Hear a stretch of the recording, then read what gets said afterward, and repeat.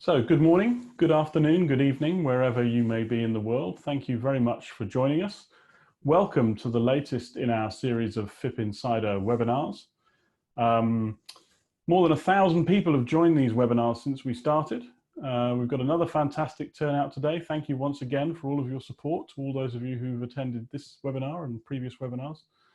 Having spent the last week looking at one of the most important monetization techniques, digital subscriptions and paywalls, this week, we turn our attention to another crucial form of monetization, e-commerce, consistently identified in our annual Innovations in Media report as a key monetization strategy. We're delighted to be able to delve more deeply into this topic today. Our guest today is from Tipsa, a relatively new name in the field of e-commerce technology. Well, I say new, they might be new to you, they've been going for 7 or 8 years, but they're one that's undergoing incredibly rapid growth and they're becoming one of the leading companies in this space. Today, they're going to be telling us about their work with InStyle in building a significant revenue stream based around e-commerce, as well as talking about the overall size of the e-commerce market and the potential importance of e-commerce revenues to publishers. It's a really good case study and one that hopefully will spark some ideas. Before I introduce my guest for today, let me run through some housekeeping items. Today's session is partly a presentation and partly a Q&A, and as ever, we're very keen to hear from as many of you as possible. So if you look in your webinar controls at the bottom of the screen, you'll find the Q&A button. Go in there and you can submit your questions, and you can also upvote other delegates' questions and make comments on them, and we will take a selection of those as we go through the event. There is also the chat box, which you can access again via your webinar controls, and you can use this to chat either privately with myself and our guest or with the other attendees, and we'll be keeping an eye on that throughout the event. I recommend that you keep it open because the FIP team will be posting comments and useful links throughout the event. These events and the work that FIP does to share knowledge across the industry would not be possible without the support of our corporate partners. Pressreader are now one of the world's largest digital content distribution businesses and have been significant supporters of FIP and of the industry more widely for many years. UPM is the world's leading biofuel company, increasingly innovative in the field of forestry products, and many of our members wouldn't exist without them. And today's session spotlights another of our corporate partners, Tipsa. You'll be hearing more about how their technology enables great e-commerce experiences later in this webinar. We'd like to thank them and our other partners for their support. We would not be able to produce this valuable insight without them. I'd also like to thank FIP's members for the support you give to the organization. In July, we're going to be putting most of our content behind a members-only wall on our website. So for those of you who are not members, if you want to continue making use of the knowledge and insight that we provide, we would encourage you to join. Membership starts from as little as £50 per month. Please contact me on james@fip.com for more details on how to do that. Before we start, just a word about FIP's current position. We rely on the support of the industry to enable us to carry out our work. Our 2 leading annual conferences, the Digital Innovators Summit and the FIP World Media Congress, provide the bulk of FIP's revenue. There's no certainty to what extent we can count on income from these events in the medium term. To continue our work on behalf of the industry, such as this new FIP Insider webinar series, we've decided to create a GoFundMe page, an initiative allowing you to contribute to support our work for the industry as you see fit. The link should be appearing now in the chat box, and if you're able to make a donation, that would go a long way towards covering the cost of these webinars and allowing us to continue to bring you the knowledge and network you need to continue to grow your business. And of course, as a not-for-profit, we don't pay dividends. All income is invested back into the activities that we do as a benefit to the industry as a whole. Tomorrow, you'll all get a post-event email with a link to the slides and details of our forthcoming webinars, including links to sign up for those. The next one is later this week on Thursday, where I'll be joined by 3 senior executives from Dow Jones. They'll be giving us their take on doing business in a crisis, and we'll be looking again at what the post-crisis media environment might look like. Details of all these are on the website, www.fip.com, and will be in the post-event emails. We look forward to seeing you there. Right, that's enough from me. Let me introduce today's guest. I'm delighted to be joined by Axel Vollrath. He is the co-founder of Tipsa, having spent many years working in the fashion and apparel industry. Axel, welcome. Thank you so much, James. So we're going to dive straight into this topic, I think, and Regular followers of FIP will know that we've been speaking about the importance of diversifying revenue for a very long time. It obviously was a subject that we covered in the last few webinars as well. The current crisis also shows the danger of relying solely on one or two sources of revenue. How does e-commerce fit into this picture? Well, I mean, if we look back at what's the sort of foundation for media and media monetization, it's obviously some sort of subscription, paying for content. And from that, since 25 or 30 years ago, we started on a broad scale doing advertising, obviously. And those two are revenue drivers that are being brought into the digital era, clearly. And then another, 15, 20 years ago, the affiliate industry started booming, basically as a publisher getting paid to send traffic off your site to monetize elsewhere, and then getting some sort of commission for that. And when it comes to this like really consumer close or transactionally close type of business, affiliate setups have been the sort of absolutely dominating type of initiatives. But as of lately, clearly e-commerce is the new type of thing to start engaging deeper with your customers in media. But there is also another greater benefit to e-commerce, and that is, according to me, why most media companies as of now are starting to look into this arena. That e-commerce, firstly, it enables you to make a deeper connection with your customer, to basically engage deeper with your customer. And secondly, it allows you to make business with the customer still in your network. And I think that's the big difference and the differentiator from affiliate networks.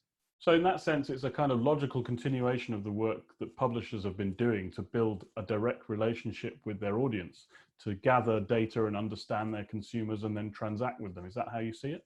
Definitely. And it's also a question about, so I'm a publisher today, how can I increase the service level towards my consumers? Because, I'm not here to bash advertising or anything, but looking at the customer experiences of advertising today, in many cases, this is not of a particularly high service level to consumers. So there's an opportunity with e-commerce to increase the service level that we give to our individual consumers. Definitely, and earn their love and earn their revenues, basically. Fantastic. Let's just talk a little bit about the scale of the opportunity, because we had a report recently from Hearst suggesting that their revenue had increased in e-commerce by 358% in April, presumably as a result of the crisis. Do you see a similar explosion in growth across the whole market? It is a little bit insane right now what's going on in e-commerce. And I think that there are a majority of the e-commerce companies see a growth, or at least they are not really badly affected by the ongoing crisis. And from our perspective, we see a growth in transactional numbers, we see a growth in customer acquisition, of course, and a growth in companies that are interested in this subject. So from one perspective, this is sort of a perfect storm, if you excuse that saying. But on the other hand, we also have to look at the commerce market at large. And I think that, it's been said that 95% of the revenues of future media revenues, James, you're sharing your desktop now. It's very nice. Oh, I apologize. But you might intend to share something else. There we go. So it's being said now that e-commerce is predicted to become the main revenue source for online media. And some people say that we're estimated to see 95% of the revenues come from e-commerce. But we have to also take into account it's pretty natural, given that, most of the commerce will be e-commerce of one type or another going forward. And already today, we see opportunities of actually making in-store transactions based on some sort of e-commerce layer or e-commerce backbone, so to say. And this, so this is a totally natural development. What's changing, though, is basically that the earned traffic that is within the sort of content platform, that traffic can be served at a greater level using e-commerce, and allowing basically the store to sort of happen where the consumers are, rather than trying to bring the consumers to the stores, as have been the sort of strategy with advertising in all times up until now. Yeah. So when we spoke before this event as well, you mentioned about the need to ensure that we don't confuse e-commerce with lead generation. Is that really what you're talking about? It is in sense, and I think that, I mean, we see a lot of publishers, social media networks, all types of platforms with a lot of engaged consumers talking about how much money they make off e-commerce, which is in fact true. They make it off e-commerce somehow, but to a large portion today, it's still not transactions happening in those platforms. It's still not the deeply engaged transactional event that is, you know, I pay for something and I expect to get something. It's more about sending people to different sites, generating leads for different merchants and vendors, who then transact and then pay a contribution or kickback to the lead generator. So it's important to diversify them.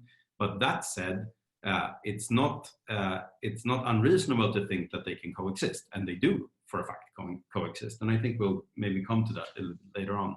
Yeah, absolutely. And we've got a couple of questions, which I'll come to in a minute. So Sabrina and Craig, thank you for your questions. And we will answer those as we go further into the presentation, because they're relevant to some of the slides that we're coming on to in a minute. And if you have any questions, a reminder that you can put them in the Q&A at the bottom of your screen. So let's just do a kind of piece on understanding the language here, because there are lots of different flavors of e-commerce. Can you just talk us through what they are? Yeah, true. So I mean, we're as you said, I think almost 9 years old company right now, having sort of gone head first into this with a super clear vision of, you know, we're going to make this type of product that enables anyone to sell anything to their audience. And in that process, we've been trying a ton of things. Obviously, we've been working with bloggers, we've been working with classic publishers, and we're working with marketplaces, we're working with social networks, video, and so on and so on. But at this moment, I think we're sort of starting to, you know, boil this down to maybe 4 core initiatives that we do on a repetitive basis, and that we actually think works at the moment. And those are what you see on the screen right now. So content comments, that's something that's like highly or very, very close to content, basically. Articles, debating topics about products that can be sold within that context. And then we have the curated stores. And curated stores are basically just a matter of media brand, for instance, in this case, InStyle, being able to select the products that they believe are best suiting their audiences, curating them into a store and giving them the audience like the perfect offer, personally curated by the, for instance, editors of InStyle, which is a super well-known fashion publishing brand in Germany, for instance. And then we have the customer loyalty business, and this is also really interesting. We have Dagens Nyheter being the biggest daily news outlet in Sweden. They are basically making customized offers towards their loyal readers or subscribers, if you may. So it's basically in a part of the daily newspapers where readers are used to find offers, subscription perks, and similar. There are being offers made that are, you know, believed to be highly relevant for the audience, and we for sure can see that they are. Then there's the full marketplace experience, and that's, I would say, that's one of our new things, because that's super demanding from a technical point of view, and we've only been working on that for maybe the last couple of years now. Basically, we have price comparison sites, we have large product recommendation sites, testing sites, sites that do hyper curation of you know, all the fashion on the internet or all the gardening stuff on the internet and whatnot. Those sites typically monetize with affiliate marketing today, many of them. Affiliate marketing is perfect because it brings you the inventories of the world in these cases, but it's also a traffic drainer. So it, you know, having to sort of walk that thin line between draining your traffic and and having all the inventory in the world sellable, you have to choose. So now we've figured out that with scalable inventories, we can actually put buy buttons on almost any type of affiliate-driven marketplace and make it a transactional marketplace. It's not happening overnight, but it's happening fairly fast.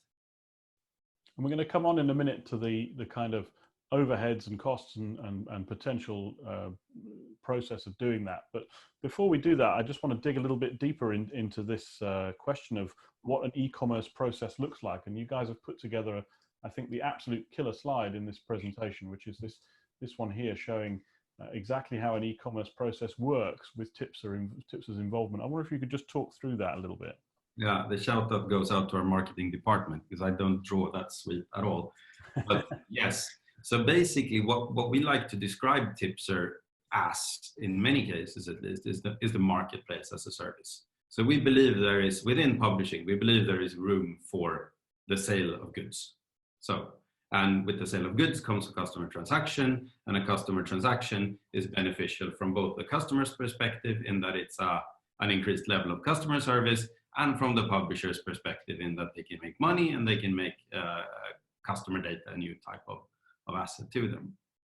So with a marketplace as a service, the whole idea basically about Tipster is that Tipster should provide the type of solution that can be embedded into a publishing platform and perceived as a 100% native part of that publishing platform, providing relevant products to the audience that come to the platform to probably consume content. But in that sort of content consumption, they're being offered products with high relevance.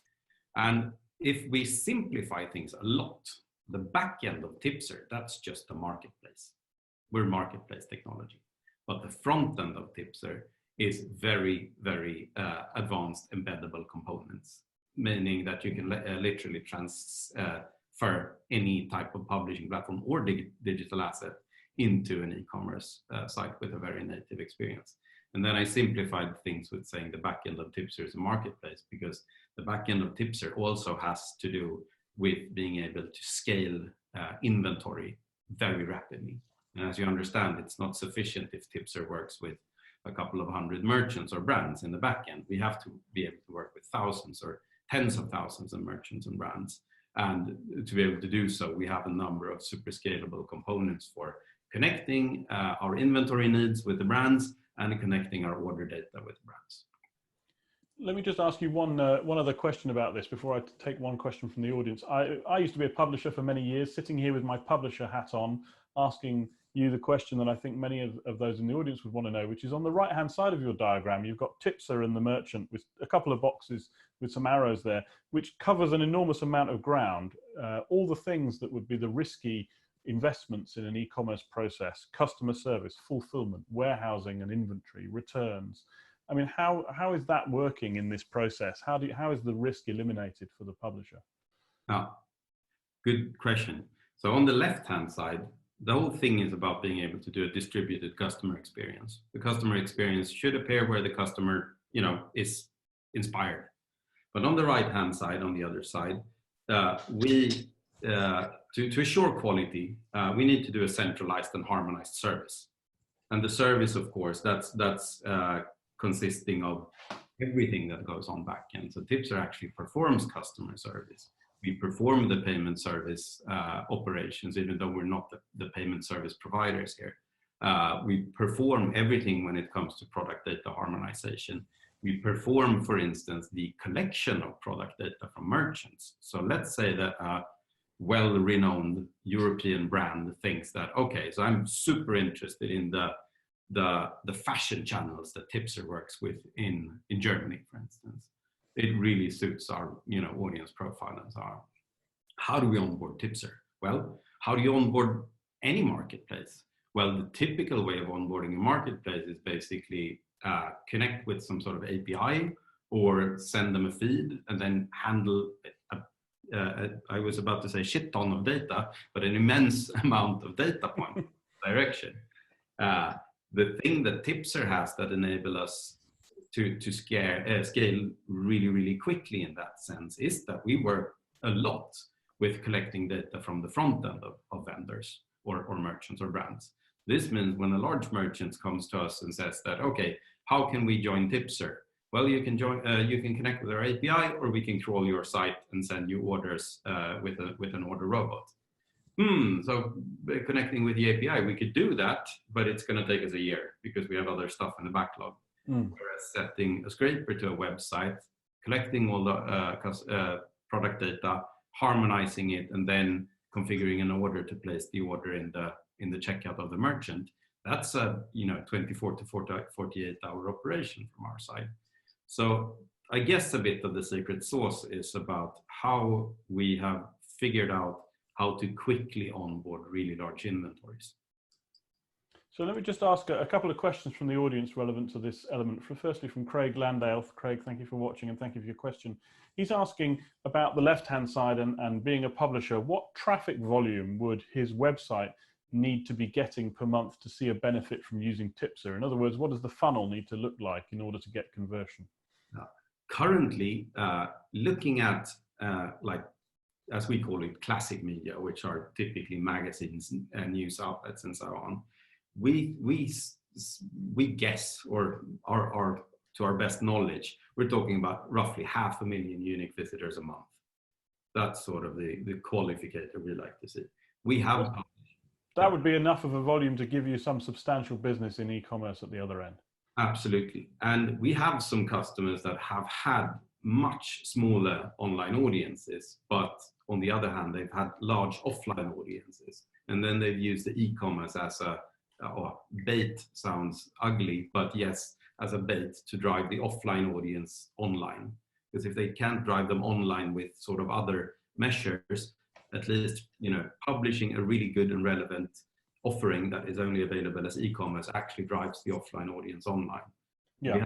We've had a few super interesting cases with that type of strategy. And those started from, having audiences of 120 to 180,000 unique visitors a month. Okay, fantastic. Hopefully, Craig, that answers your question. We have a question as well from Antiletica. Thank you very much for asking your question here.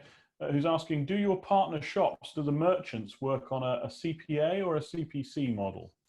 It's always a CPA model. So basically, Tipster works as a marketplace. So this means that Tipster is doing the transaction. We're carrying out the transaction. So in that aspect, especially in Europe at least, we are the merchant of record towards the consumer. Then we have basically a contract with the merchants where we basically have a cost price, and that cost price is typically the retail price less our margin. Okay, fantastic. We've got another question from Ashish Thomas, and we've of course also got a pending question from Sabrina. We'll come back to those in a minute. But before we do, I just wanted to move on to the specific example of Burda. Can you start by telling us a little bit about the fundamental strategic driver that led them to look at e-commerce as a business? The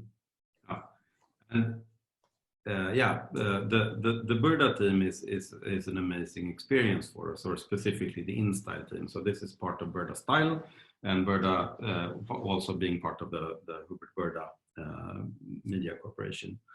And InStyle came to us with a super specific strategy, and it was basically about, they had the ability to take customer relationships or customer engagement to another level.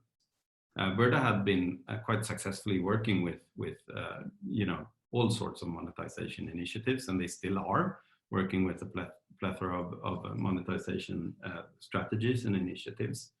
And the amazing part of the collaboration we do with InStyle is, firstly, they're an amazing group of people with a very clear goal of making e-commerce a major revenue driver, or maybe the major revenue driver for the InStyle platform. And but they are also super clear about that this should be an extremely good service towards consumers and towards their audience. So that's, I would say, that's the whole foundation for what they're doing and why they're doing so well. And yeah, and also, as the previous slide said, that when other publishers put premium content behind a paywall, the store in the InStyle context is the premium content. So for them, this is the store, the e-commerce experience is the kind of differentiator between the loyal customer and the non-loyal customer. It's the thing that's rewarding their loyal audience. Is that it? Although it's open to anyone basically, but it creates a loyal audience. It creates returning visitors. It creates signups to newsletters, and it creates a newly sparked interest, I would say, because you can get a sort of a deeper experience. So just talk about the inventory strategy and this idea of advertisers as partners. Yeah. So I mean, Tipster as a product technology, we're a platform, and our whole idea is to be open in both ends. So on one end, we should be very adaptable to the publishing side of things and consumer side of things, and on the other hand, we should be super adaptable to the merchant and inventory side of things. And to be able to supply an audience with a good inventory, there is, what Tipster can't just start, going about and start calling vendors and merchants and brands and like, hey, what do you say? Do you want to join here? Because we will be that will be basically a dull weapon, so to say. We don't know the InStyle audience as detailed as InStyle does, obviously. We don't know what brands are typically featured. We don't know what engages, but the InStyle team does, of course, and the data people of Style does know that very well. So a super clear mission here was that let's start with reaching out to the people or to the brands that are, close by our platform, that are interested in our platform. Let's not only go to the big players in Europe or the biggest players in Europe in a sort of believing that they have everything. But we started reaching out mutually to the ones that, that were the perfect fit, basically. By doing so, I think, and this is not unique for InStyle, that's basically what every single customer of Tipster does. The first, partners that we turn to in order to convert them into e-commerce partners are clearly advertisers. Yeah. This is maybe not true if the advertiser is an advertiser of betting or something like that, but everything that is a consumer product is definitely, translatable into a transactional product in a media context. So let's then look at, and actually this goes to a question that we've got here on the screen as well from Bhavesh Dupar, who's asking about the impact on user engagement. So just tell us what the engagement result was in this project. Basically, since we shouldn't be disclosing specific numbers here, but basically what we're seeing and how we're measuring engagement is clearly in the end-to-end conversion rate. So if you're running on an affiliate setup or some sort of display advertising setup where you're able to measure the end-to-end performance of a consumer journey, you always have some sort of number saying that I have this click-through rate and I have this conversion rate. Or sorry, my advertiser has this conversion rate on their page, as long as it's a consumer product. With the Tipster setup, we of course see that sort of whole end-to-end conversion rates as one number because it's a chain of event that happens, and we're in charge of it, so to say. So I think that the best way of measuring user engagement and the increased user engagement is basically looking at our data. We're looking at conversion rates end-to-end from about 1% up to several percent, 7 or 8% or so, which doesn't seem like, if you're into e-commerce, it doesn't seem crazy, 7% conversion rate. Yeah, that's good, but it's not unheard of maybe. But the thing is that we don't have a click. And the click is basically a rate that is maybe 1%, 2%, 4% on a good day. And if the end conversion rate with the sort of click business or affiliate business should be calculated, you would have to take the click rate, that's let's say a 4%, times the conversion rate, another 4%, and that would give you an end-to-end conversion rate of a 0.16, and that's where we stand out a lot. So the overall conversion to purchase is much higher, and therefore you can say that the engagement is higher. Yeah, Exactly. That's the conclusion we do. And to be honest, we're fairly early on, and we're in constant growth. It's really hard telling that, okay, so how much of this is recurring visits, and what's the real benefit of that versus engaging with new customers, because there are so many new customers to us. Yeah. Sabrina's question, hopefully that answered your question, Sabrina, on conversion rates as well in there, and we've covered that. I've got a question here from Ashish Thomas, and maybe we're jumping about a little bit, but I think this is a really important question. Are there different benchmarks in terms of the types of products that you're transacting? So he's asking about the difference between, let's say, beauty and skincare versus fashion. Is there a conversion ratio difference for those compared to each of the different lifestyle verticals? There are so many things affecting how products convert, and also affecting how efficient products are. So looking just as like business averages when it comes to the profit that we're able to make, yes, it's obviously better within fashion or beauty than within consumer electronics, because I guess the average margin on a TV set is a couple of percent, whereas the average margin on a beauty product can be 30 to 40%. So part of it is the value of the product, or the profit, the potential profit that we can make, because you have to sell a hell of a lot of TV sets to be able to make a good margin. Yeah. Obviously, but then it comes to the life cycle sort of the products. So fashion products are really good if you have a good sort of stash of them. They're super good. But if we're starting to look at randomly selected fashion products, you're probably only going to be able to sell maybe between a dozen and 50 of each product, because the stocks are limited and the variants like sizes and colors and so on are limited. It's less efficient. But on the other hand, if you carry a lot of fashion products and they're very, very well curated, then they convert amazingly.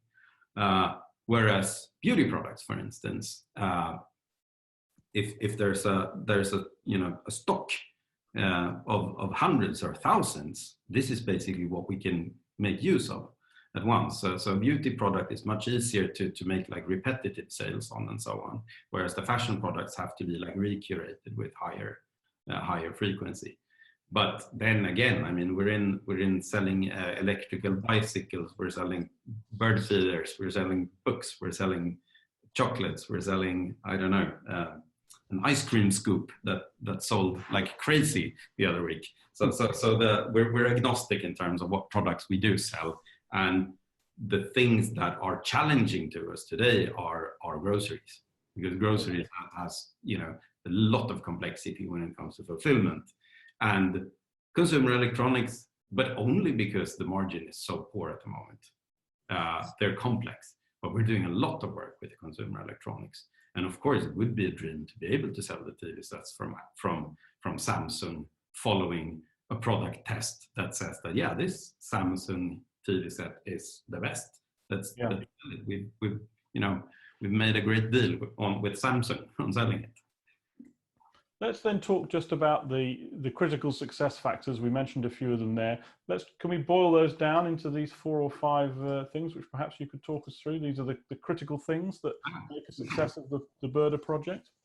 For sure, and this is of course like specifically relevant when it came to the InStyle project, and why we're doing so well today. But it's really also generalistic.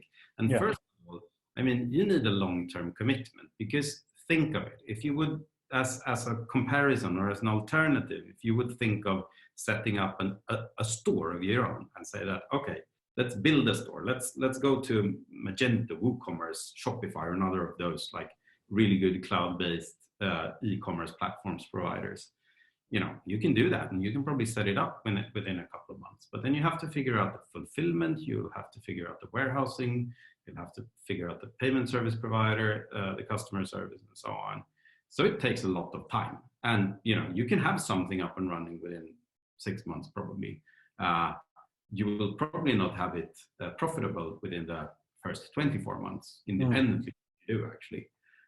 So we want to be compared with that type of investment. But the difference is that setting up a Tipster store is, it's maybe a 1 to 2 month prep work process before launching and doing a good, solid, well communicated launch. And then it's probably going to take you another month or two before you start seeing like real revenues pouring in, depending on the size of your platform and how many customers you can expose to. But long-term commitment, having people running this project. This is not an ad solution that runs itself. This is a people's project. And secondly, don't assume things. Study data. That's so crucial. And that's probably, there's no one not studying data today, but the challenge of bringing in e-commerce into a media context is a little bit like bringing in something completely different. It has less to do with advertising than you would think, actually. So study your data, study your audience, know them. And then next step, ask for the asset that most media companies already have. Most media companies have loads of advertisers. And if you're a good, quality media brand, the advertisers will want to get associated with you. And that will be the sort of easiest onboard you can think of, basically. And then be relevant, only sell what is of value to your audience. That's something that is maybe less applied in general to the advertising industry today. That, we've been doing, or media maybe I should say, has been doing more of the same for years now. And it's been more of the same. And then when the sort of market gets more exposed and the competition gets higher, you're doing more of the same. The ads are becoming bigger. There are homepage takeovers. There are, there's basically like an overload of impressions, an overload of ads. And it actually, it works but only for a certain time. And now I think what we've seen is basically when the sort of global crisis in a way pulls advertising money back, we're realizing that it doesn't make sense anymore to do more of the same. You have to figure out another way. You have to increase the service level with the consumer. You have to be, you have to be better for the consumer or for the audience. You have to give them a better service. And then finally, don't do this as something that you're sort of ashamed of. And, don't use your regular advertising stamps or watermarks to this. Instead, say that this is e-commerce. This is the stuff that makes us being able to produce more quality content for you. And we're also making here a commitment to give you the best deals. So that's our transparency. Pay here and we're going to give you more content, and we're going to give you really good products at prices we might have, negotiated specifically for our audience. Okay, fantastic. We've got a question that's related to that last point about being transparent. So very, very relevant. Thank you very much, Alistair, for asking this. How do publishers maintain their editorial integrity and their independence when they're running a store-based approach like this? This is the old church and state question. How do you avoid your editorial teams being influenced by your commercial considerations? That is, from our perspective, I think that the church and state discussion, and I love that saying, basically, that the church and state discussion was much more a hot topic a couple of years ago than today, because today we've seen so much developing around content studios, custom content and different type of how should I put it, branded content and so on, and advertorials and so on. So it's maybe a little bit of a less of a sensitive topic. On the other hand, what we see is that there is, I don't think we have a single customer today in Tipster. By customer, I mean publishing customer, that doesn't have a commercially editorial team on board, or a commercial editor on board. Because there is a realization of the sort of the value being in the content here. And as long as you're transparent about this, saying that our, the commercial part of our business, we're super clear about that. And if it's a good service, even better. But as long as you're clear about that, it's neither in conflict with any marketing laws, nor is it untruthful to the audience, because it's ultra clear and ultra transparent in most cases. And you will see that if I think we have some examples of the way it looks at InStyle and L, for instance. It's a pretty clear marking. Yeah, I think it's a similar debate to the one that's been going in native advertising and other areas for a while, and it probably is towards the end of that debate in that people are very clear on it. Let's just talk a little bit about the success of this project. How did it do? What were the kind of key metrics that you saw as a result? I mean, the from our perspective, when we're really successful is when Tipster is the biggest revenue driver for a site. If we can be the top 80% of revenue for a site, it's amazing. And in terms of InStyle, we're definitely heading in the good direction. But to share a bit of global facts and figures, looking at the average order value, we see a 66 euro currently average order value, and that is consisting of everything from electrical bicycles that are 1,500 euros a piece, down to cosmetic eye patches that are 7 euros a piece, or a pair maybe.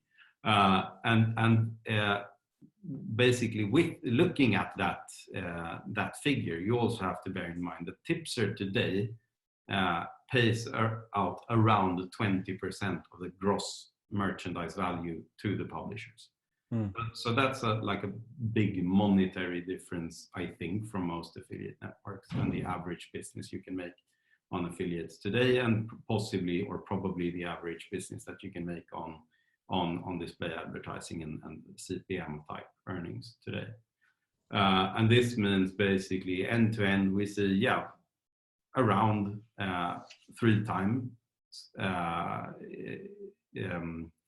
average commission, average payout rate, basically, compared to affiliate systems. This is really hard to compare, like really apples with apples. But looking at the sort of paired effect of conversion rate that is higher end to end and the commission rate that is higher end to end, it adds up basically to be around 3 times higher. But it's not said that it comes for free. These are like heavy investments, not monetary necessarily, but in terms of strategy and in terms of people working with this, super dedicated basically. And with InStyle as a case right now, the beauty that we're seeing is that InStyle is being more and more turned into that shopping destination for high-end fashion that's for I would say picky, in a good sense, audience. So that's maybe another objective, is it? That you want to become a destination for shopping as a primary port of call, rather than it just being something that's secondary from people reading an article. Yeah, I mean, we don't, but our publishers want for sure. And it's basically, I don't think it's becoming one or the other. It's about becoming this is the destination for inspiration. We should also be providing the best, commercial decisions and the best commercial assistance in sort of making those decisions and buying the stuff. And then if we can top that up with amazing customer service, and if we can make really good deals for customers, then it's a highly desired type of customer experience. Yeah, you touched on it briefly when you were talking earlier. What about implementation time? How long would it take a publisher to go from deciding that they want to use Tipster and to implement your technology through to actually being able to generate revenue? About 3 months, did you say? Yeah, so basically looking at our sales cycle, when it comes to decision-making, agreements, negotiation, and so on, we see around a 3-month sales cycle. It's maybe slightly shorter lately, but when it comes to implementing the technology, we had a 1.5 hours tech due diligence meeting with one of the biggest publishing platforms in Scandinavia 2 weeks ago. That was a 1.5 hour meeting, and at the end of that meeting, Tipster was installed, and they were able to start publishing viable products in the platform. Wow! So that's how quick the sort of tech part of it is. But that doesn't make you successful, because then you have to have a strategy. Then you have to communicate this with your customers and engage your internal teams as well, of course, and engage your advertisers. So there's a lot of things that has to happen. But technically, we're super lightweight. It's fast as yeah, really fast. Fantastic. That's good to hear. We have a couple of questions here. First of all, Benjamin Boucher, thank you for your question, which somebody from the Tipster team has answered. If you want a further answer, please do let me know and I will ask Axel directly. But before, while we wait for that, from Alvaro Triana in Colombia. Hello, Alvaro, nice to see you. He's asking about the connection between e-commerce and branded content, and asking whether there is a positive correlation between e-commerce results influencing branded content creation. I'm not 100% sure how to respond, because I'm not sure I 100% understand the question, but I'll give it a try. So basically, I mean, if we look at branded content as advertorials, as I assume that we're talking about, basically the type of content that is being produced solely for commercial purposes and then later published. I think the beauty of this from the advertiser's side, that if you buy a piece of branded content the olden way, you probably buy it with a commit of users or eyeballs or exposures. Let's say that you buy this piece and yes, we're going to give you 100,000 eyeballs. Okay, good, happy with that. The problem is there that if you're a publisher and promising 100,000 eyeballs, and you for some reason don't manage to sort of shape your traffic into sort of hitting that specific piece, you have to get the traffic from elsewhere, because otherwise you're failing the agreement.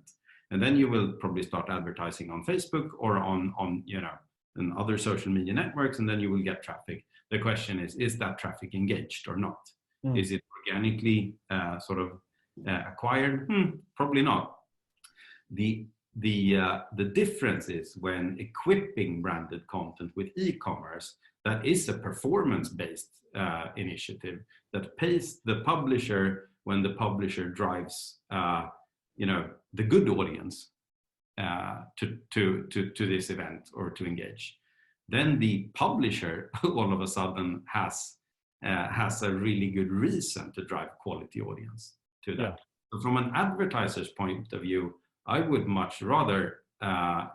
actually much rather ask to have this type of performance-based setup, because the risk is with classic branded content is that you get hundreds of thousands of eyeballs that mean nothing to you, or to whom that branded content means nothing. It's basically just clicks, low quality clicks. So from that perspective, the advertiser's perspective, I would say it's a better product. From the publisher's perspective, yes, it's sort of, it is a great opportunity to make a lot of money, and the better the deal is, the more the money you will make. And it's a beautiful way of converting your readers into consumers, into buying customers, basically. So this project was enabled clearly by Tipster's technology. Do you want to just tell us a little bit about how that works? Let's do it. So simply put, our job is basically about enabling buy buttons and checkouts and payment solutions in media context. If you want to click this.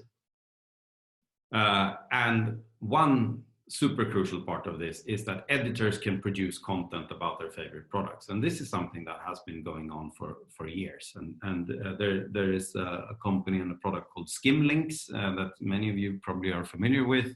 So Skimlinks is specialized about converting regular blue links into affiliate links. That's that gives you the volume game. The question is, does it give you the quality game? Not necessarily. So when editors instead start thinking the other way around, thinking product first. Okay, so what am I about to sell today? I can think that way because I'm a commercial editor and I'm hired to be the commercial guy here. So if I start thinking that way about what am I going to sell today, then I can start making the content around that product. And that is one essential part in making content commerce working, basically. Click again, please. next step when you sort of scale up the game, or when you've decided that, yeah, we really want to become the destination for shopping. We want to become a store, basically. We want to provide something more than just content and occasionally buyable products. That's when you build a store, and the sort of, you know, the way that the store looks and the way that the store is perceived, that's almost like any web store. You are able to select within products, but all of them are carefully curated for this specific media brand. Click this. About user experience. So you find the product, either if it's in content or if it's in the store. You click it and up pops most probably some sort of iframe like this one, with, you know, all the product data you need, the images you need, and the selector for variants like sizes or colors or whatnot. You click and whoops, it goes in the shopping basket and takes you to the payment. And the payment setup is basically the preferred payment setup per market. We work a lot with Klarna in Sweden. We work with Stripe in some countries, and some other payment solutions, depending on what's sort of preferred by the customer. The customer, of course, if you click again, checks out. In the content, we have an opportunity to sign up for newsletters or whatnot. Once you're done, you're still in the content, and without having to basically be looped out of the context where you were at first. And this is a pretty smooth experience that enables publishers to capitalize on the customer once again, because just because we have done this little e-commerce intervention inside the content here doesn't mean that the customer's journey is over. If there would have been a click out link, the chances are really high that customer journey would have been over. So here's a short film, basically, or a screen capture of the way it looks at InStyle. So looking at the brand here, we're zooming in. They call it Shopit. Shopit is basically the InStyle brand for e-commerce. And that's also a bit about the clarity here about what is shopping and what is not shopping. As long as it says Shopit, then you can expect to be able to buy from it. You can browse between categories, of course, brands, prices. This is all in German, so all our German viewers will understand clearly. For the rest of you, I will translate. So filter out whatever you like. Everything is carefully curated and selected by the InStyle team of editors, commercial editors. The experience, like this, is an overlay or an iframe. You select your size, add it to the cart. And this is not, of course, the only product you can add to the cart. Since we like to operate this as a truly native e-commerce experience, there's an opportunity to add several products to the cart. And as many of you probably have already figured out, we sell stuff from multiple brands and multiple points of delivery, which means also that we're able to, or we must be able to check out multiple products in one purchase. And that's something that is also very uncommon with affiliate marketing initiatives. So this took us to a typical content commerce piece that is called Deal of the Week, Deal der Woche. And this is reduced by a couple of percent there, from 67 euros down to 53, a beautiful, I think, serum in this case. And we're adding this to the cart. Now we're seeing that we're getting products from two vendors, but we're purchasing them in one purchase, in one checkout. And that's how smooth we want the user experience to be within the media context. The shopping cart is available as a native part of the page. If we zoom out, you will pay if you're already a Klarna customer or a customer of any other type of payment service. Your data will be pre-filled or can be pre-filled just by entering your email address or postcode, zip code, sorry. And that's it. Fantastic. Thank you very much, Axel. There's some contact details there for people who want to know more about Tipster and want to contact Axel. Before we go, though, I have got a couple of questions from the audience, which we've got a couple of minutes left, so I'd like to to take those. First one, a very important question, upvoted twice from John Wilpers, who's asking, do you really think that a media company can rely on e-commerce for 80% of total revenue, or did John not hear you correctly? Shouldn't reader revenue, as in memberships, be part of a healthier revenue balance? So what's the total expectation about the percentage of revenue that you can get from e-commerce for a business? That's a really good question. I think that when we're talking about, I mean, we have to separate here the kinds of media. If we're talking about affiliate powered marketplaces, I think they will rely on 100% e-commerce. If we're talking about niche media that is fashion oriented or gardening oriented or about testing products or whatnot, I do truly think that they can rely on 80 to 100% e-commerce revenues. If we're talking about news media, I would be it would scare me if we would talk about 80% relying on e-commerce. News media is a different story, but news media has to, you know, to be able to compete, it has to be able to upsell on something, to do something that is a little bit, you know, a little bit a better service than the other news media. Yeah, of course, I think that it's really important to keep those fairly separate, I would say. We work with news media. We see huge opportunities with news media, but the day that we're in, you know, the bigger revenue driver on a news media platform, maybe something is wrong with the sort of the news offering.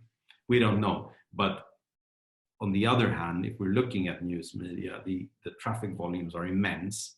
Yeah. The existing revenues are immense, and so we can still build you know, businesses of hundreds of millions of euros on news media without being the only sort of source for revenues. And I think that's like one question that comes up all the time, is that how do we diverse from Amazon, for instance? That's more maybe among our US prospects than among our European prospects. But we've been talking to US prospects that have seen their revenues from the Amazon affiliate networks have gone up from 55% of the revenue to 65% of the revenue, up to 70% of the revenue. And that day, when Amazon decides to slash their commission rates by 50%, which happened. As they did recently, yeah. It happened in some verticals only weeks ago. That day, that type of platform is in really, really big trouble. And I think it was mentioned that the Wirecutter probably is another big US platform with, you know, that's very inclined to product testing and so on. They're in big trouble. Yeah, definitely. One last question, because we're running out of time. Yep. How do you manage customer data? This is Lawrence Taylor. Thank you, Lawrence. How do you manage customer data between the publisher, tipster, and the merchant? Who owns it? Can you marry buying information with browsing information from the publisher? So what's the data flow like here? I think the most essential part of the data flow is that the data that goes to the merchant, that's data necessary for fulfillment and for basically for communication regards deliveries. And what's highly relevant to the product that was just sold. When it comes to the data sharing with the publishers, there is under the European data protection regulation, there is an opportunity to work in a joint controllership, basically. That means that with the big publishers that we have as customers, we sign an agreement. It's a 3-pager, relatively complex, comes with some compliancy work. But that agreement basically enables us and the publisher to jointly control the data that we collect within the transactions. So this means that when the customer gives his or her consent to sharing data for marketing purposes, they share it jointly to tipster and the publisher.